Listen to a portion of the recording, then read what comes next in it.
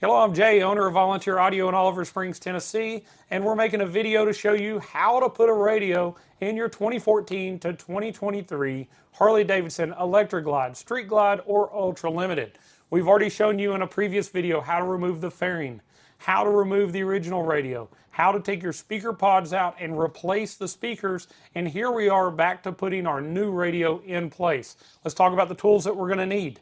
We're going to be using a 3/16 Allen head. We're also going to be using a T25 Torx driver, and you may need a panel removal tool to pop out some harnessing here or there along the way.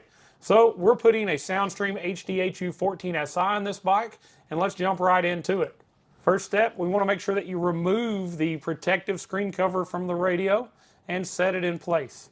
Inside the box was 4 rubber bushings. We've already installed those on our bolts, and we are reusing the factory radio bolts, and now we're installing them with our 3/16 Allen head. Now we're going to start all 4 bolts into place, and we're going to wait and tighten them at the end. Now this radio is exact in dimension to the factory radio. It fits exactly like the stock radio and uses all the factory hardware. A lot of times after somebody puts a new radio in, they look at their fairing and they realize there's a little gap around the radio. And they call us and they say, hey, my new radio's got a gap. Please look at your factory radio before you removed it, and you'll notice the gap was already there. And as you see in this video, Harley puts a little foam strip there just to make that less noticeable. But it was there originally, and it'll be there still when you get your new radio in. We got our 4 bolts in. We're going back together with our speedometer. We want to put it in along with the chrome bezels at the top, and we're going to put a T25 Torx screw right in the top of it to hold it in place. Now we're going to put our metal plate that was originally on top of the radio back in place. And we're going to go ahead and put the bolts in that go on each end of it. Actually, I think we're going to start at our speedometer bolts here. Let's get the right and left one of those in. They're a T25 Torx as well.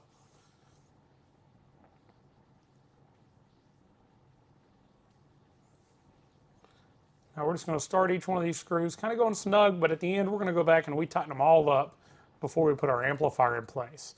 We're just going to show you where they all go. Definitely make sure you do a final torque check on all these bolts, make sure they're good and snug before you move on.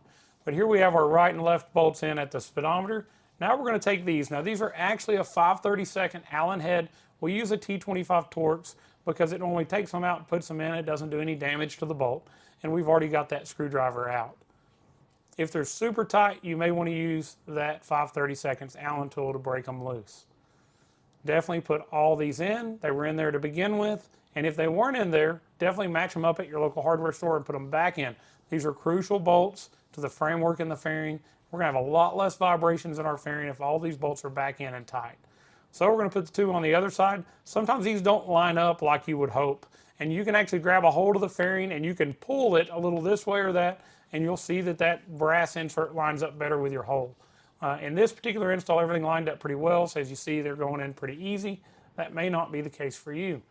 Here we are with our small, shiny T25 Torx that holds the back of our storage pocket and our USB back to that same metal plate. And next we're going to take the same 4 screws and put into the top of our radio. Now there's a lot of framework here that's kind of being pulled around by these 4 screws at the end. So definitely start all 4 of them first and then kind of snug them on down in there after they're all 4 started.